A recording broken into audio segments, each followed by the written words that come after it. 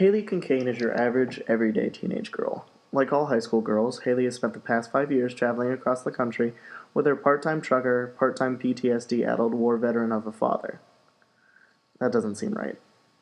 Granted, I'm no expert on teenage girls, never having been one myself, but Haley's experiences seem exceptional, and that's probably what makes her such an exceptional narrator. Haley sees the world divided by very distinct lines. On one side, where she resides, are the freaks, and on the other, decidedly larger side, are the zombies. See, Haley doesn't quite believe in the people around her, and why should she? They just keep letting her down. Sure, she's got her oldest friend Grace, and Grace's boyfriend Topher. No, Topher and Grace, not Topher Grace.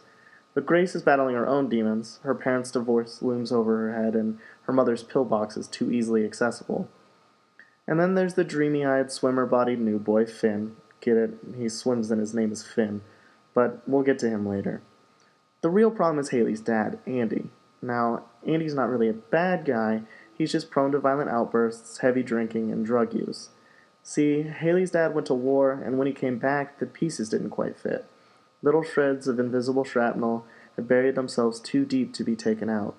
How do you take care of your parents when they stop acting like parents, when they stop taking care of themselves, when they're too drunk to function, too sad to speak, too scared to sleep? How can you help when they don't want to help themselves? There are no easy answers for Haley, who has to do all of that and pass Mr. Diaz's math class. But then there's Finn, the manic pixie dream guy who inserts himself into Haley's life and provides just enough escapism that she lets her guard down. Now, Finn has problems of his own, but he and Haley find enough comfort in each other that Haley starts to believe in a life and a future for herself, and she learns exactly what she's willing to risk to secure that future. Laurie Halse Anderson's portrayal of PTSD is haunting and real. Her ability to capture the tension and the terror of being a teenager in a world where divorce, substance abuse, and mental illness are everyday occurrences is admirable. The Impossible Knife of Memory takes great strides to demystify mental illness, and that's why it's a great pedagogical tool. Nearly 10% of adolescents aged 12 to 17 will experience a major depressive episode at some point during their year. The prevalence of mental illness means we must have open discourse about it. Students and teachers alike must feel comfortable discussing mental illness. Anderson does well to break down the nuances of mental disorders and presents them in an easily accessible way, and we as educators can begin the work to remove the stigma. Anderson's prose and cadence is easy to get caught up in, and the acerbic wit of Haley is engaging. The dreamlike sequences written from Andy's perspective are particularly captivating.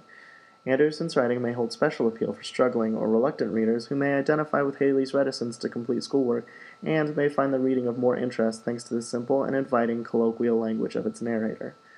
Anderson also deftly employs foreshadowing, metaphor, allusion, as well as a host of other literary devices in genuine and relevant dialogue and exposition.